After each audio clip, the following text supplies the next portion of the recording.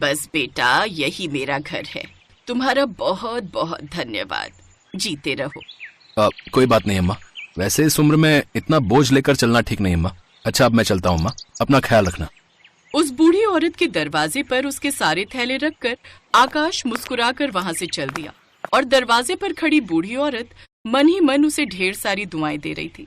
आकाश के माँ बाप नहीं थे, वो अकेला ही रहता था और हर समय दूसरों की मदद के लिए बिल्कुल तैयार रहता था। फिर कुछ दिनों के बाद, अम्मा कैसी हो? अरे बेटा, तुम कैसे हो? सब्जी लेने आए हो? अच्छा हूँ अम्मा, और सब्जी लेने ही आया हूँ।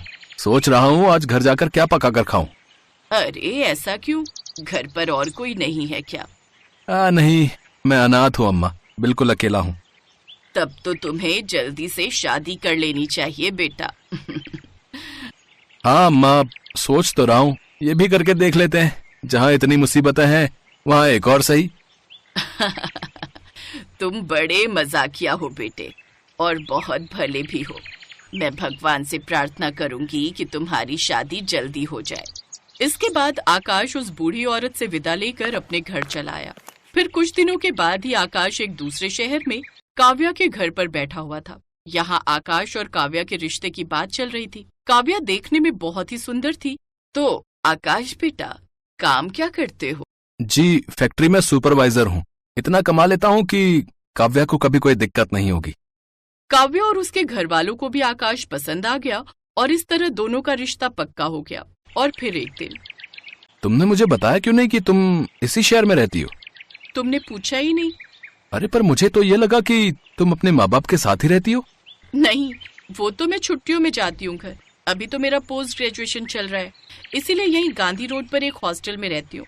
वो सब छोड़ो ना, अब मुझे तुमसे कुछ पूछना है। हाँ तो पूछो ना। तुमने इतनी जल्दी शादी के लिए हाँ क्यों कर दी? अब ये भी नहीं बताया कि दान दहेज क्या लोगे। मेरे लिए तुम ही सब कुछ हो समझी, और मुझे कुछ नहीं चाहिए तुम्हारे घर वालों से। अच्छा ये बताओ कि तुम क्या लोगी? तुमने भी तो मुझसे कुछ नहीं मांगा।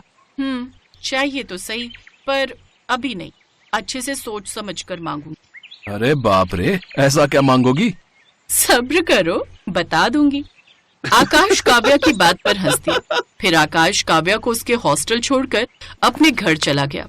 उधर काव्या यही सोचने लगी कि उसे आकाश से क्या मांगना चाहिए। और फिर कुछ दिनों के बाद मैंने सोच लिया। क्या सोच लिया? कि मुझे शादी से पहले तुमसे क्या गिफ्ट चाहिए। शादी से पहले? हाँ, क्योंकि वो चीज शादी के बाद नहीं की जा सकती। अच्छा, ऐसा क्या है भला जो हम शादी के बाद नहीं कर सकते? पता है, मेरी सारी सहेलियों ने अपना प्री वेडिंग शूट बहुत अच्छे से कराया है, तो मैं भी चाहती हूँ कि मेरा प्री वेडिंग शूट भी एकदम शानदार हो।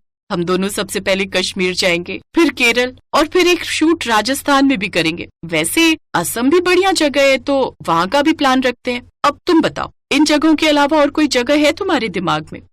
काव्या की बात सुनकर आकाश गहरी सोच में चला गया, लेकिन काव्या को ना कहने की हिम्मत नहीं जुटा पाया। घर आकर आकाश ने हिसाब लगाया तो वो मायूस हो गया। काव्या के मन मुताबिक प्री वेडिंग शूट करवाने के लायक उसके पास पैसे नहीं थे, लेकिन वो काव्या को खुश भी देखना चाहता था। इसीलिए उसने अगले दिन ही बैंक से अपने नाम पर पूरे 5 लाख का लोन पास करा लिया और काव्या से प्री वेडिंग शूट के लिए हामी भर दी।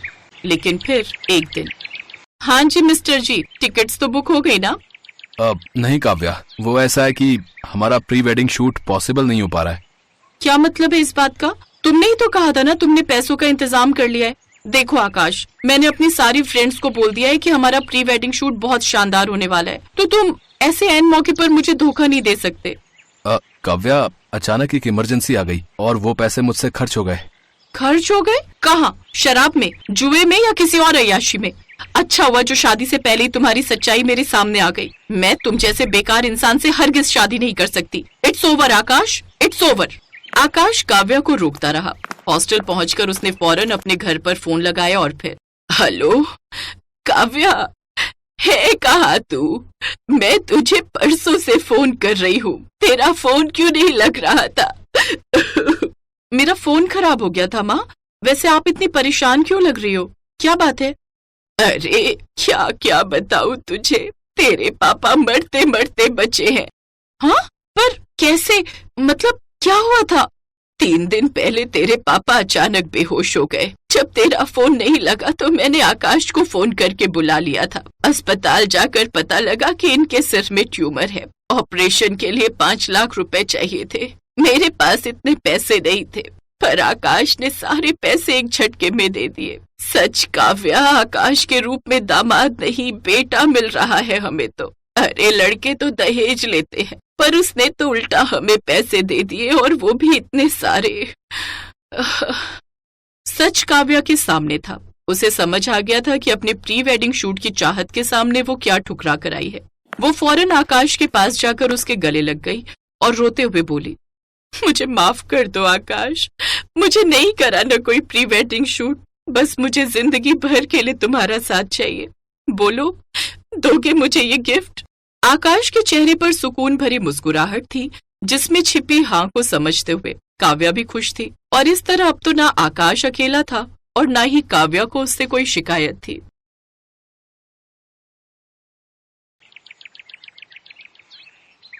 क्या कर रही है मेरी गुड़िया? माँ, मैं अपनी गुड्डे गुड़िया से खेल रही हूँ। अरे वाह, तो आज तुमने अपनी गुड़िया को क्या बनाया है? माँ, आज ना मैंने अपनी गुड़िया को दुल्हन बनाया है और मैं अभी उसकी शादी करा रही हूँ। गुड्डे के साथ? हाँ, और नहीं तो क्या। अरे वाह, इस गुड़िया का लहंगा तो बहुत ही प्यारा बनाया है तुमने। हाँ माँ, देखना शादी में जितने लोग भी आएंगे ना, वो सब गुड़िया के लहंगे की खूब तारीफ करेंगे। अच्छा, और कौन कौन आ रहा है शादी में? वो मेंढक जो पापा मेरे लिए मेले से लाए थे, मेरी पुरानी गुड़िया और वो गुड्डा जो मौसी ने दिया था, वो सब आएंगे। अच्छा है, चलो तुम खेलो, मैं चलती हूँ, घर के काम निपटाने हैं। आपने अपनी शादी में कौन सा लहंगा पहना था माँ? मैं कहाँ लहंगा पहन पाई मेरी गुड़िया, हम गरीब लोग हैं। वैसे मेरी माँ ने एक दुकान से लहंगे का दाम पता किया था, तो उसने बताया कि उसकी दुकान में सबसे सस्ता लहंगा ही उस वक्त 10,000 रुपए का था, तो मेरी माँ खरीद ही नहीं पाई। तो फिर आपने क्या पहना था अपनी शादी में? हाँ, फिर मैंने सूट सलवार पहना था। आप मेरी शादी में तो मुझे लहंगा दोगी ना माँ? सिया के सवाल का जवाब जया के पास नहीं था। वो बस चुपचाप उठी और वहां से चली गई। ऐसे ही वक्त बीतता गया और सिया बड़ी हो गई। अब वो कॉलेज में जाने लगी थी।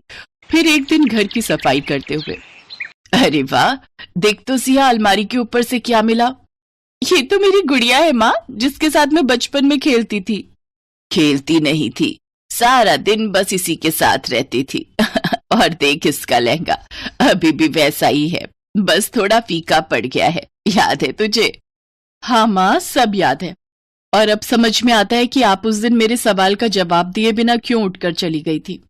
क्या करें बेटी, गरीबों के भाग्य में ये लहंगे वहंगे कहाँ होते हैं। माँ, ऐसे तो हमारे जैसे लोग कभी अपनी ख्वाहिशें पूरी नहीं कर पाते होंगे। हाँ बेटा, ऐसा ही है। तो माँ, क्यों ना मैं एक काम करूं, मैं सिलाई कढ़ाई का काम सीखूं और फिर सस्ते लहंगे बनाकर बेचूं, कैसा रहेगा? बात तो तेरी सही लग रही है। तेरा कॉलेज भी खत्म होने वाला है, मैं आज ही तेरे पापा से बात करती हूँ। सिया का आइडिया उसकी माँ जया को भा गया था और उसके पिता जनक राम को भी अच्छा लगा। कुछ दिन बाद ही सिया ने शहर में एक सरकारी इंस्टीट्यूट में दाखिला ले लिया, जहाँ सिलाई कढ़ाई का काम सिखाया जाता था। 1 साल तक सिया ने पूरी लगन और मेहनत के साथ सिलाई कढ़ाई का काम सीखा और फिर एक दिन, कितनी खुशी की बात है, आज हमारी बिटिया अपनी दुकान खोल रही है। हाँ भाई सिया, हमें तुम पर बहुत गर्व है बेटी, पर एक बात समझ नहीं आई कि लहंगे तो इतने महंगे बिकते हैं, तो फिर तुम उन्हें सस्ते में कैसे तैयार करोगी?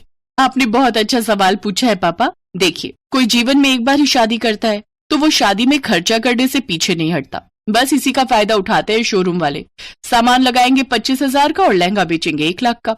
मेरी कोशिश रहेगी कि मैं 2-3 हजार में लहंगा बनाऊं और उसे 4-5 हजार का बेचूं। इतनी समझदारी कैसे आ गई तुझमें? आपके साथ रहते रहते। उस दिन के बाद से सिया की जिंदगी बदल गई। वो पूरी तरह से अपनी दुकान में ही रम गई। वो खूब मेहनत करती और हर रोज एक नया लहंगा तैयार करती। उसके डिजाइन बहुत ही प्यारे थे। धीरे धीरे लोग उससे आकर लहंगे खरीदने लगे। जब वो लहंगों के रेट सुनते तो हैरान रह जाते और बाकी लोगों को भी सिया की दुकान के बारे में बताते। एक दिन एक मोटरसाइकिल सिया की दुकान के सामने आकर रुकी।